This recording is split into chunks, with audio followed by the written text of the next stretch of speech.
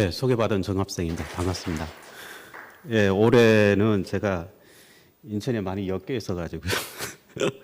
그래서 발표문 준비를 하면서도 좀 고민도 많았는데 얼마 전에 그 인천과 한국 전쟁 이야기라는 책을 이제 재단에서 같이 이렇게 냈었는데요. 예, 그거를 쓰고 나니까 뭐랄까요, 혼이 빠져가는 것처럼 느껴져가지고 하여튼 그러다 보니까 오늘 발표하는 부분이 좀 글이 조금 소홀한 부분도 좀 있고요. 그래서 하여튼 앞으로 좀 그런 많은 지적과 좀 정리가 되어야 될 부분들이 좀 많이 있다라는 걸 좀 감안하시고 좀 들어주셨으면 좋겠습니다. 그리고 뒤에 장윤경 선생님이 또 토론이 있으니까 그때도 좀 자세하게 이야기할 수 있도록 그렇게 하겠습니다.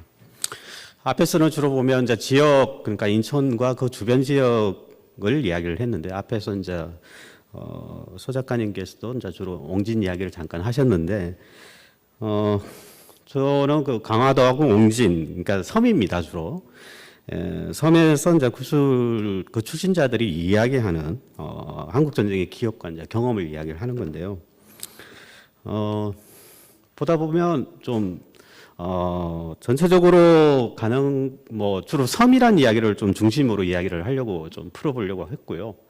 그래서 섬 사람들이 가지고 있는 기억이 과연 뭔가라는 걸 좀 추적을 해보려고 했던 거고요. 그래서 윤생님 선생님께서도 말씀하셨던 어떤 사측의 그 분들의 기억들을 가지고 어떻게 하면 좀 재구성해 볼 수 있을까? 그리고 이제 이분들이 생각하고 있는 이제 그러니까 한국 전쟁과 평화에 대한 부분을 어떻게 인식하고 있는가를 좀 다루려고 해봤습니다. 그래서 이제 감추다 풀다 말하라는 거는, 감추다라는 것은 스스로가 말하기 전까지 혹은 물어보기 전까지 감추고 있던 이야기. 그러니까 앞에서 보면 이상현 선생님도 이야기를 했지만 민간인 학살이라든지 이런 부분들에 대해 되게 감추어져 있는 부분들이 많았던 거를 풀다라는 거는 그 이야기를 풀어낸다라는 거죠. 그 풀어내는 것도 결국에는 발화할 때까지의 부분들까지도 포함해서 말하기까지가 되게 또 힘든 부분도 있을 거다. 그래서 개개인의 어떤 삶에 따라서 상당히 큰 차이가 있기 때문에 그런 부분들 이야기고요. 그리고 이번에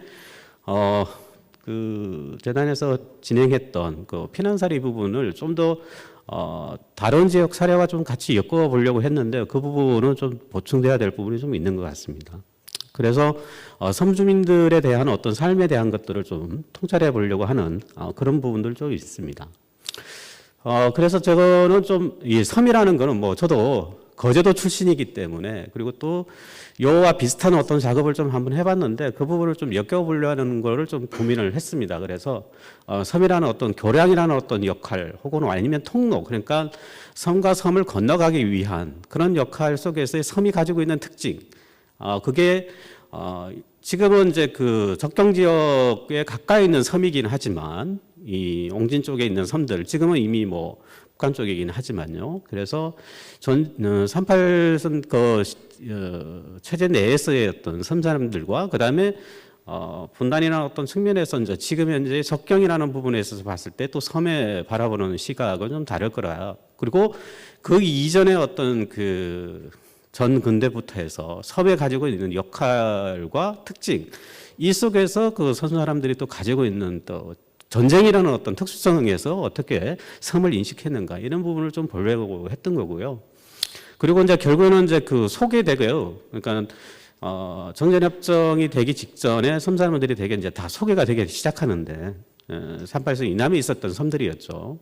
그래서 그 사람들이 이제 소개가 되면서 인천 지역이나 다른 지역으로 떠돌면서 정착을 하게 되는 일종의 정치적 노마드 아닌가, 이런 분들이 과연 어떻게 평화를 인식하고 있을까, 지금 뭐라고 이야기를 하고 있을까라는 것을 좀 한번 뒤집어 보려고 살펴보려고 했던 거죠. 그래서 그런 문제의식 속에서 좀 두 섬의 사람들이 한국 전쟁의 경험을 어떻게 이제 기억하고 하는가는 거고요. 그 다음에 피난과 소개라는 측면, 소개 자체 속에서 사람들이 또 다른 섬으로 갔을 때 그 속에서 원주민들과의 피난민들과의 어떤 유기적인 관계, 그리고 이런 부분들을 좀 한번 보려고 했고, 그리고서 인천으로 돌아왔을 때의 어떤 관계, 이런 것도 좀 정착하는 과정을 통해서 좀 보려고 했습니다. 그리고 이제 마지막에는 이제 그 이상과 분단 속에서 이분들이 어떻게 바라보는가 하는 건데요. 그래서 평화 이 부분까지는 제가 이제 그 전체를 다 담지는 못했지만 하여튼 그 부분까지 좀 담아보려고 노력을 했습니다. 인천에 있는 그 강화도에 계신 분 모습이라서 제가 한번 넣어봤고요. 앞에 머리말에 이제 주로 돼 있는 게 이제 주로 보면 섬의 어떤 특징을 주로 제가 설명을 해놨습니다. 그래서 이제 이 강화와 옹진 뭐 이쪽 지역들이 대부분 보면 이쪽에 지금 B급으로 쳐져 있는 지역이 지금 위쪽에 임진강부터 해서 한강하구로 해서 강화도를 지나가지고 그 부름도까지 돼 있는 게 이제 공동수역으로 이렇게 되어 있는데요. 이게 1953년 7월 27일 날에 정전협정 때 부속 도서로 들어갔던 하나의 지도입니다. 그래서 일종의 이제 그 군사정전위원회의 감독하에 한강구 입구자죠. 그 구역에 대한 표시를 해놓은 거고요. 그래서 어떻게 보면은 과거에는 이런 경계라든지 혹은 출입을 할 수 없는 그런 관계의 어떤 섬은 아니었는데, 지금에 와서는 그게 분단선도 되기도 하고, 또 하나 모호한 어떤 그 구역이다 보니까 얼마 전에 이제 그 서해해전이라든지 그리고 연평도 폭격이라든지 이런 다양한 어떤 일들이 좀 발생하고 있는 거죠. 그래서 여전히 이 섬이라는 어떤 의미에서 봤을 때는 한 예로 들면 그 대만에 그 있었던 그 폭격전 같은 경우에 하나의 사례가 될 건데, 그러니까 중국과 가까이 있었던 그 뭐 섬 경우에 두 개의 섬이 있는데요. 그래서 그 섬에서 일어났던 폭격전을 연상할 정도로 그만큼 가까이 있는 섬에서 벌어지는 그 이야기들 혹은 사건들을 전쟁과 같이 맞물려 한번 고민해 보려는 부분도 좀 있었다, 이렇게 보면 되겠습니다. 그래서 좀 더 좁게 오늘 그 주로 강화도라는 부분과, 실제는 강화도가 이쪽이지만 근데 실제 그 옹진 쪽에 있는 여러 섬들이 많습니다. 뭐 병영도를 비롯해 연평도라든지, 그리고 실제로 이번에 그 구설하신 분들의 대부분 또 옹진 쪽에 보면은 뭐 순이도라든지 창린도라든지 뭐 이런 지역에서 거주했던 분들, 혹은 아니면 그 인근에서 이제 그 섬으로 순이도라든지 이런 섬으로 이제 다시 숨어들게 되는 그런 경우가 있는데요. 그래서 섬이 하나의 어떤 표시성을 갖고 있는 부분이 아니라 이 섬을 도피해서 다시 나중에 남쪽으로 내려올 수 있는 하나의 중간 기착지 역할을 했던 게 또 섬의 역할은 아니었느냐, 뭐 이런 부분들이 좀 가능했던 게 지리적인 부분뿐만 아니라 결국에는 3.8 전쟁이 나기 전에는 이 지역이 대부분 이남 지역이었기 때문에, 그래서 크게 이동에 대한 그런 이 제한이라든지 이런 것들이 없었음에도 불구하고 전쟁이 남으로써 제한에 걸려서 결국엔 통로가 막혀버리고, 그래서 결국에는 전쟁이 멈추면서 다시 그들이 소개가 돼버리는, 그래서 고향을 떠나게 되는 그런 과정들이 좀 섬이 가지고 있는 역할이 좀 과거에 어떤 생각했던 섬하고는 좀 다르게 달라졌다, 이런 부분들 좀 볼 수가 있을 건데요. 그래서 원래는 이제 섬은 이제 가끔은 이제 그 인위적인 어떤 경계선과 좀 다르게 인식되지 않았을까라는 어떤 좀 저 나름대로 어떤 물음에서 좀 시작을 했는데, 그래서 과거의 섬이라는 것은 우리가 이제 국경선도 있고 일반적인 고을마다 나눠지는 경계선이 있는데, 섬이라는 것 자체가 그만큼 좀 엄격하게 나눠지는 선은 아니다고 저는 봅니다. 그래서 한 예로 들었을 때 이제 그 오키나와 사람이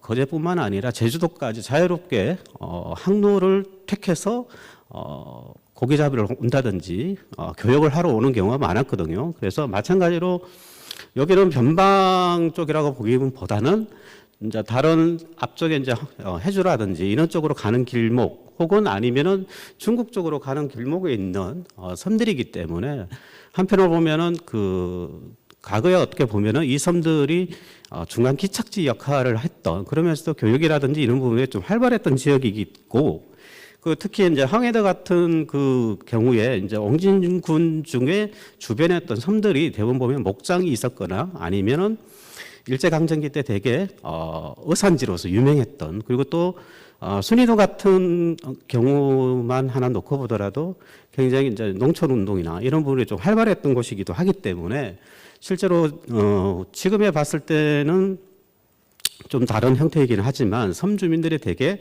저는 개방성을 갖고 있었고, 그리고 사람들을 굉장히 포용할 수 있는 능력이 있는 그런 섬들은 아니었나 이렇게 생각되는데, 결국엔 전쟁이라는 어떤 그 돌발 변수가 생기면서 섬 사람들이 좀 되게 폐쇄적으로 바뀐 거 아니냐라는 거는 저는 강화도에서 좀 찾아보려고 했던 겁니다.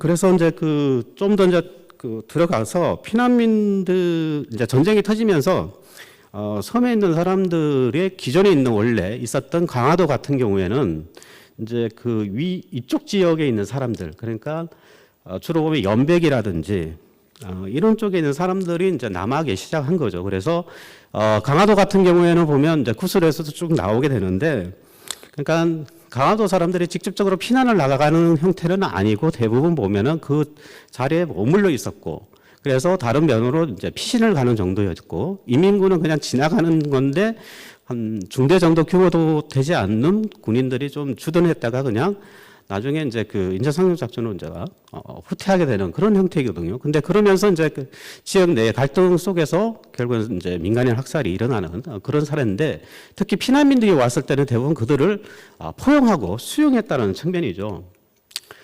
그래서 여기도 나와 있지만 노씨라는 분, 노 선생님 같은 분은 14살 때 이제 강화도에 거주했던 분인데, 고카리에 있다가 나중에 전쟁이 나면서 피난민들이 떠나는 내려오는 모습을 직접 목격을 한 거죠.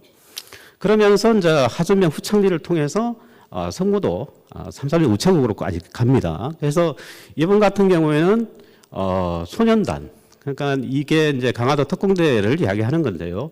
그 중대본부로 가서 이제 연락병이 되는 이런 케이스입니다. 그래서 상당 부분은 그 강화도는 피난민들을 수용도 하고 포용도 하지만은 한편으로 보면은 강화도 자체가 작전구역으로 이제 만들어지는 거죠.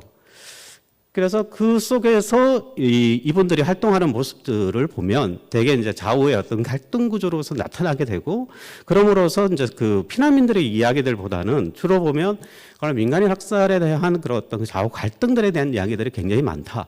그래서 그런 주로 어떻게 보면은 이제 섬의 역할이라는 게 주민들의 어떤 기본적인 가지고 왔던 어떤 그 섬 사람들의 특성 이런 것들보다는 전쟁으로 인해서 그분들에 대한 어떤 기본적인 어떤 좀 순수한 거라든지 개방성이라는 것이 전쟁을 통해서 좀 뒤바뀌게 되는 그런 사례가 아닌가 하는 좀 생각이 들었습니다.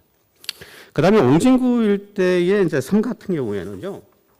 그래서 이제 그 앞에서 이야기를 드렸지만 이곳은 38선 이남 지역입니다. 그래서 나중에 전쟁으로 인해서 결국에는 분단 지역으로 돌아가지 못하는 그런 형태가 됐는데, 저 발표문에도 보면은 그 피난민들 이 지역 자체가 어떤 역할을 했는지, 그래서 주로 보면은 87쪽과 88쪽을 보시면 이 지역의 섬들의 역할, 그러니까 예전의 과거에 어떤 지역이었는지 이런 것들을 약간 간략하게 좀 서술을 해놨는데요. 그래서 이분들 특히 이제 신씨 같은 분 경우에는 교정위원 판정리에 있던 분인데 피난로만 보더라도 섬과 섬을 연결해서 거쳐서 인천으로 돌아온다는 겁니다. 그래서 이만큼 이 지역의 특수성이라는 게 굉장히 고려됐다.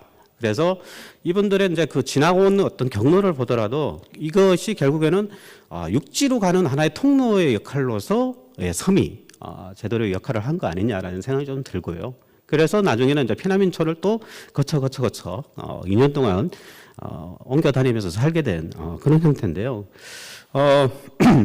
그래서 앞에서 지금 이야기했던 제가 이 구슬 같은 경우에는 여러 가지 좀 자료들이 좀 활용됐으면 좋겠다. 그러니까 구슬자들이 그 증언을 할 때 뭐 사진이라든지 혹은 영상이라는 걸 보여주면서 그 당시에 자기 활동했던 과거들을 좀 해상하는, 좀 더 깊이 이야기할 수 있는 도움이 되기 위해서 제가 좀 준비를 했는데요. 플레이 좀. 이 영상은 뭐냐면은 그 앞에서 이제 말씀드렸던 그 강화도에서 그 소년 특공단이 활동하는 모습들을 담은 영상입니다. 근데 그 중에서 지금 사람들이 강화도로 지금 들어가는 그 장면입니다. 그래서 강화도 자체는 여러 가지 섬에서 이렇게 좀 보면은 가까이 육지와 가까이 있는 곳이기도 하지만 군이 철저하게 통제를 하고 있는 곳이었고, 그러에 따라서 특히 이 북에서 이제 남쪽에서 내려온 분들, 그러니까 아니죠. 그러니까 연백이라든지 이쪽에서 이제 그 산발전 이북의 어떤 지역이긴 하지만 거기에서 내려왔던 소년들이 나중에 특공대를 조직해서 실제 저렇게 총을 들고 있고 이제 나이는 작지만 이런 활동들을 해왔다라는 거죠. 이게 굉장히 보면 강화도의 그 구술의 특징이 이분들의 활동에 대한 것들이 굉장히 많은데, 강화도 그 제한군인의 그 구술집의 일종의 후일담이죠. 그게도 보면은 이분들에 대한 이야기가 대부분 나오기 때문에, 그래서 이 부분의 영상이 좀 도움이 되지 않을까라는 생각이 좀 들었습니다. 그 다음에 이제 피난 사례에 대한 이야기인데요. 이분 이제 그 주로 보면은 강화도는 앞에서 제가 말씀드렸지만 387 이남 쪽에 있었던 기존의 선들이 있는 사람들이나 혹은 여러 사람들이 내려오게 되는데, 그게 초기에 좀 강화도에 이렇게 들어오는 사람들의 구술 내용들이 그렇게 되게 많이 구체적이지 못한 부분들이 이제 뭐 기억한다라는 부분들이 굉장히 많은데, 그러니까 그만큼 피난민들이 좀 적은 숫자냐, 그렇지는 않았다는 겁니다.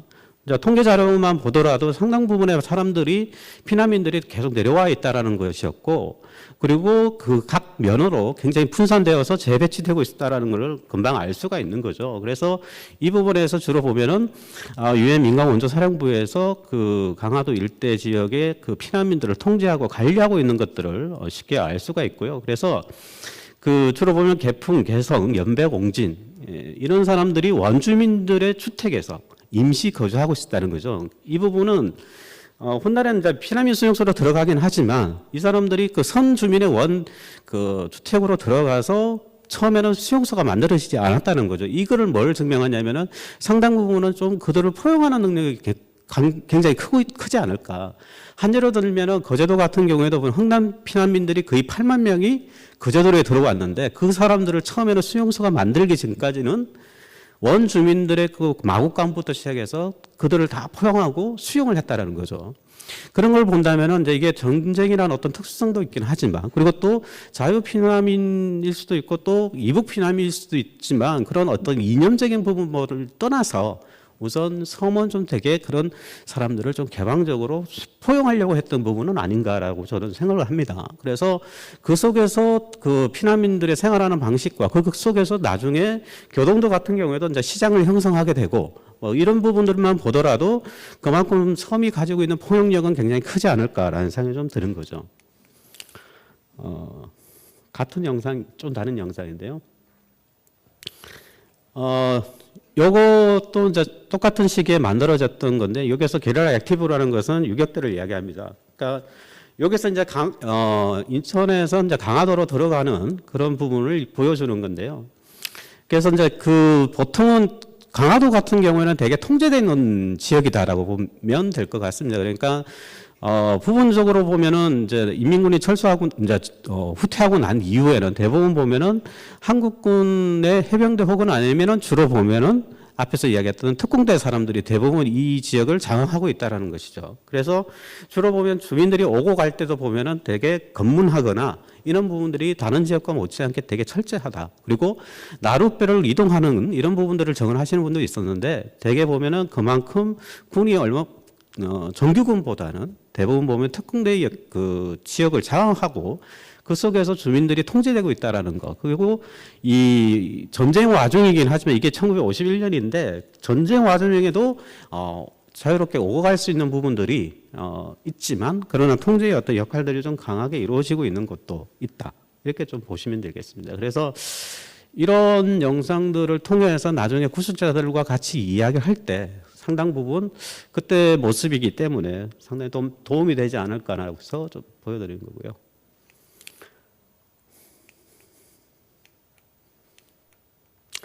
그 다음에 이제 옹진의 사례인데요. 옹진 같은 경우에도 보면은 섬이 굉장히 많습니다. 지금 과거에는 이제 384 이남 지역이긴 하지만 순이도, 영흥도, 어화도, 창린도, 만제도, 대소자기도 뭐 이런 식으로 해서 뭐 기린도, 비압도, 조도, 연평도, 대소청도도 이렇게 딱 나와 있는데요.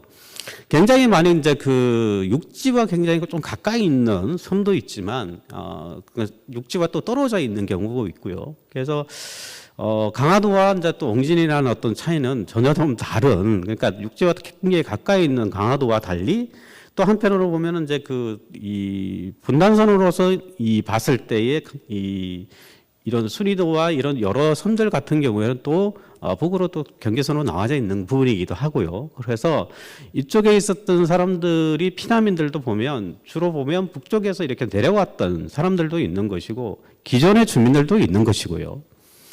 그래서 이제 정부 쪽이나 미군들 쪽에서는 이 사람들을 대부분 소개를 시키려고 했던 거죠. 그 부분들이 결국엔 피난민들이 다시 인천으로 돌아오게 되는 그런 계기가 되는 건데요. 그래서 51년 8월부터 한 600명 정도가 이제 인천으로 보내지게 되죠. 그러다가 52년 1월 29일부터 전남북으로 이제 보내려고 했던 사람들을 결국에는 미군이 통제를 하게 됩니다. 섬 주민들을 섬 주민과 피난민들을 아예 못 내려오게 하는 거죠. 근데 결국에는 이제 전쟁이 이제 막바지에 끝났을 때 1953년 6월 달에 영매도를 시작으로 해서 모든 주민들을 갖다가 소개를 시켜버립니다. 결국에는 이제 분단의 어떤 시작이라는 것이 결국 주민들을 그러니까 자유의사를 그러니까 상관없이 결국에는 주민들을 모두 소개시켜서 인천으로 보내버린다는 거죠. 그거는 결국에는 인위적인 어떤 전체적인 노마드는 아닐까라는 저는 생각을 하는 거죠. 결국에는 이제 이런 제일 컸던 섬들을 중심으로 해가지고 이 모든 주민들을 소개 명령을 내리면서 결국에는 인위적인 어떤 이산과 분단이나 어떤 그를 만들게 됐다 이렇게 보시면 되겠습니다. 결국에는 이제 피난민들이 이제 섬에서 떠나오고 그 다음에 이제 주로 요 부분은 주로 그러니까 옹진 쪽에 있는 사람들의 이야기일 수 있을 것 같습니다. 그래서 주로 내용도 보면 이 옹진 쪽의 이야기를 좀 출신을 했던데 장 선생님 같은 경우는 강영읍에서 6남매 중에서 5째로 태어난 분인데 이제 고등학교 1학년 재학 중에 전쟁을 맞아서 순이도에서 이제 구롭도까지 피난을 갔다가 이제 다시 인천으로 돌아오는 인천 피난민 수용소로 들어가게 되는 그런 사례입니다. 그러니까 이 내용도 보면은 이제 수용소 생활이라는 것 자체가 되게 통제되는, 그러니까 자유로운 어떤 부분이 아니라 통제되는 어떤 구조다라는 거죠. 그래서 여기서는 구체적으로 이제 좀 장 선생님의 구술에서는 그 부분은 좀 나타나지는 않았는데 보통적으로 이제 수용소에서 이루어지고 있는 그런 통제해야 됐던 방식 이런 부분들을 좀 있다. 그래서 배급과 구호라는 혜택도 있지만 결국에는 그 속에서 엄격한 규율과 통제가 이루어진다는 것이 있는데요. 근데 여기서는 중원에서는 주로 보면 그런 내용보다는 피라민 수용소에 들어가기 직전까지의 어떤 무너진 집터에서의 어떤 잠을 잤던 이야기와 그 다음에 수용소로 들어갔지만 좀 생활을 하더라도 결국엔 불안전한 부분 속에서 결국에는 미군 쓰레기를 통해서 이 꿀꿀이죽을 먹을 수밖에 없는, 그래서 수용소든 수용소 밖이든 그만큼 자기 고향을 떠나와서 생존하기에는 굉장히 어렵다. 결국은 전쟁 시기에서의 피난민들의 기본적인 등록 혹은 아니면 최우선순위가 결국은 생존의 문제 아니었는가 이런 생각들을 좀 하게 됐습니다. 그리고 이제 정착하는 과정도 보면은 이제 그런 내용도 앞에서 제가 말씀드렸다시피 앞에서 이제 여러 발표 중에서도 좀 중복되는 부분이기도 있는데요. 그래서 결국에는 그런 과정들 속에서 좀 피난민들이 정착을 하게 됐는데 앞으로 이제 그런 피난민들이 정착하고 나서 이 피난민들에게 어떤 부분이 국가가 요구를 하게 됐는가, 앞으로 이제 그 부분을 좀 제가 풀어가야 될 부분인 것 같은데요. 결국에는 삶과 통로 혹은 피난민 소개의 어떤 정치적 노마드에 대한 부분을 좀 어떻게 풀어낼 것인가. 그러니까 어떻게 보면은 이 강화와 그 옹진 뭐 이런 부분들 속에서 이들 섬이 예로부터 이제 그 섬과 섬 사이에 있는 교량이자 통로라는 인식을 갖고 있었을 거라는 거죠. 이제 그 속에서 기본적으로 이제 인천을 돌아왔지만 인천에서의 결국에는 인천 상수 작전업이 이미 폐화된 부분들을 또 보게 된 거고요. 이제 그 속에서 전쟁이라는 어떤 흐름 속에서 갖고 있었던 이 피난민들이 가졌던 예전의 고향을 그리워할 수밖에 없는 그런 형태였다는 거죠. 그래서 한국 전쟁기 강화도 이제 토착민은 이제 피난민들을 수용하는 과정에서 섬의 특성뿐만 아니라 자기의 색깔에 맞는 포용력을 보여줬다라고 저는 봅니다. 그러나 섬의 내부에 다른 색깔에 갈등이 돌출되어서 충돌하기도 했다는 거죠. 그리고 옹진군 일대 섬들은 이제 유엔군 사령부나 북한 인민군에 의해서 중요한 욕충지로 인식은 됐지만 피난민들을 통제하고자 했다는 거죠. 그게 이제 1.4 후퇴 전후로 해서 정년협상 과정에서도 옹진 일대 섬은 굉장히 중요한 지역으로 이제 인식은 했지만 남북 간 피난민들을 관리하는 차원에서 이동과 거주를 제한했을 뿐만 아니라 통로를 차단하려고 했던 거죠. 그러니까 어떻게 보면 저는 이제 섬이라는 거는 교량적인 위치가 이제 있는 건데 그거 자체가 이제 위협을 받았다고 저는 보는 거죠. 그래서 이분들을 전부 다 소개를 시켜서 피난민 수용소에 이제 수용을 하게 되고 통제를 하게 되고 그런 형태로 바뀌었다는 거죠. 결국에는 이제 정전협정 체결 전에 피난민들은 이제 유엔군 사령부의 이제 소개 작전에 정치적인 노마드와 이산이라는 아픔을 겪어야 했던 거고요. 그리고 옹진 일대 섬과 주변은 이제 38선이라는 어떤 체제 속에서 군사분계선에는 어떤 국경선으로 또 탈바꿈한 거죠. 그러니까 38선의 어떤 기본적인 생각과 그 다음에 이제 그 정전협정 이후에 또 군사분계선과 DMZ 뭐 이런 경계 수역이 나타나게 된 원인일 수 있겠습니다. 결국에는 이제 그 강화도도 마찬가지고 아니면은 옹진도 마찬가지인데 주로 보면은 북한에서 공작을 활동을 하거나 혹은 고향을 가끔이나 다녀오는 그런 하나의 어떤 중계지로 역할이 결국에는 섬이 역할을 했다고 보여지고요. 그리고 앞에서 강화 특공대뿐만 아니라 옹진 일대에도 그런 일종의 이제 파견대가 만들어지면서 북한 쪽에서 이렇게 주로 활동하는 그런 쪽으로 많이 또 활용됐다는 거. 그래서 그 속에서 섬 주민들이 생각하고 있는 어떤 분단에 대한 어떤 기억들 이런 것들이 되게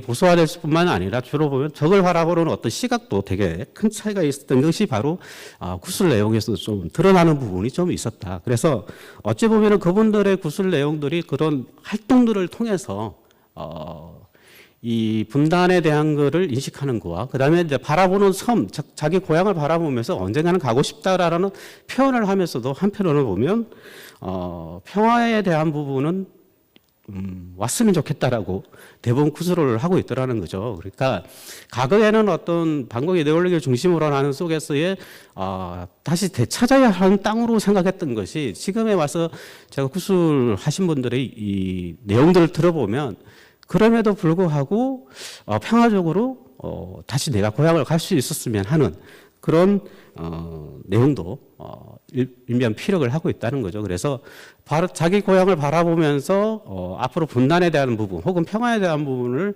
어떻게 치유할 것인가를 앞으로 좀 고민을 해보는 연구뿐만 아니라 그분들의 어떤 그 담고 있는 트라우마를 이 구술을 통해서 또 어떻게 치유해 나갈 것인지 이거에 대한 고민들이 좀 앞으로 연구가 더 진행이 됐으면 하는 마음이 생겼습니다. 예, 저 발표를 이 정도로 마치도록 하겠습니다. 고맙습니다.